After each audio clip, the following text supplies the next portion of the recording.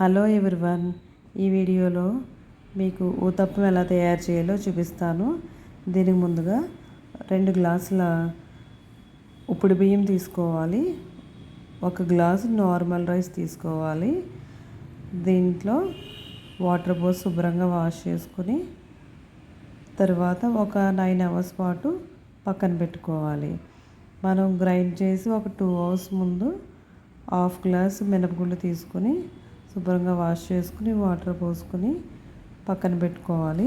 దీనిలో 1 స్పూన్ మెంతులు కూడా యాడ్ చేసుకుని నాననివ్వాలి. సేమ్ ఇదే మెజర్మెంట్తో మనం కొంచెం వాటర్ ఎక్కువ వేసి పిండిని గ్రైండ్ చేసుకుంటే దోశ కూడా వేసుకోవచ్చండి. 9 అవర్స్ తర్వాత రైస్ అనేది బ్రేక్ అయింది అంటే బాగా నానిందని అర్థం. ఈ రైసు మనం నానబెట్టుకున్న మినపగుళ్ళు కలిపి గ్రైండర్లో వేసుకొని ఒక 1/2 అవర్ పాటు గ్రైండ్ చేసుకోవాలి. నెక్స్ట్ ఈ గ్రైండ్ చేసుకున్న పిండిని మనం ఫ్రిడ్జ్లో అయితే పెట్టకూడదండి. మర్నాడు మార్నింగ్ వరకు కూడా బయటే ఉంచుకోవాలి దాన్ని. అప్పుడే ఊతప్పం అనేది చాలా సాఫ్ట్గా వస్తుంది. మనం గ్రైండర్లో ఈ రైస్ వేసుకున్నప్పుడు వాటర్ అనేది ఎక్కువగానే పోసుకొని గ్రైండ్ చేసుకోవాలి, లేకపోతే గ్రైండర్ అనేది తిరగదు. కంప్లీట్గా వాటర్ వేసుకుంటేనే గ్రైండర్ తిరుగుతుంది, లేకపోతే రైస్ అనేది పట్టేస్తుంది. నెక్స్ట్ ఇది ఒక 1/2 అవర్ పాటు గ్రైండ్ అయిన తర్వాత బియ్యం అనేది బరకగా ఉంటుంది. తర్వాత ఈ పిండి అనేది స్మూత్గా పేస్ట్ అయిన తర్వాత ఒక గిన్నెలోకి తీసుకుని పక్కన పెట్టుకోవాలి. మీకు అవసరమైతే సాల్ట్ తగినంత వేసుకుని కలుపుకోవచ్చు. నేనైతే దోశ వేసే ముందే సాల్ట్ అనేది వేస్తున్నానండి. పిండి అనేది ఇలా బౌల్లోకి ట్రాన్స్ఫర్ చేసుకుని ఓవర్ నైట్ కూడా బయటే ఉంచేయాలి.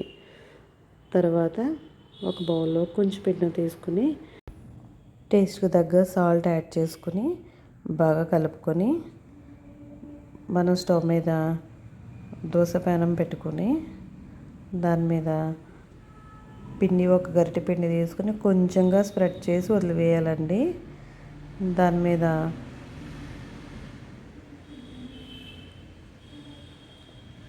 అలా వదిలివేసిన తర్వాత ఆ ఊతప్పం అనేది హోల్స్ పడుతుంది.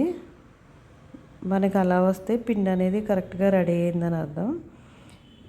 ఇదే పిండిలో కొంచెం వాటర్ ఎక్కువ కలుపుకొని పలుచగా దోశలకు కూడా మనం వేసుకోవచ్చు. ఆ టేస్ట్ కూడా చాలా బాగుంటుంది. కానీ ఊతప్పం అనేది స్పాంజ్లా దూదిలా చాలా బాగుంటుంది. ఇది 1 బై 1 వేసుకుంటే ఈ ఊతప్పం అనేది కూడా ఇబ్బంది పెట్టదు. వెంటనే కూడా ట్రాన్స్ఫర్ చేసుకోవచ్చు దాన్ని. ఇలా నేనైతే 3 ఊతప్పం వేసుకొని రెడీ చేసుకున్నానండి. దీంట్లోకి కొబ్బరి చట్నీ కానీ అల్లం చట్నీ కానీ ఏదైనా టేస్ట్ చాలా బాగుంటుంది. మీరు కూడా ఇదే కొలతలతో ఇదే టిప్స్తో ఈ ఊతప్పం అనేది ట్రై చేయండి. చాలా టేస్ట్గా సాఫ్ట్గా వస్తాయి. ఈ ఊతప్పం అనేది ఎలా ఉందో నాకు కామెంట్ సెక్షన్లో కామెంట్ చేయండి. సేమ్ కాకపోతే ఇదే పిండితో మనం దోశ ఊతప్పం 2 కూడా రెడీ చేసుకోవచ్చు. ఒకసారి ట్రై చేయండి.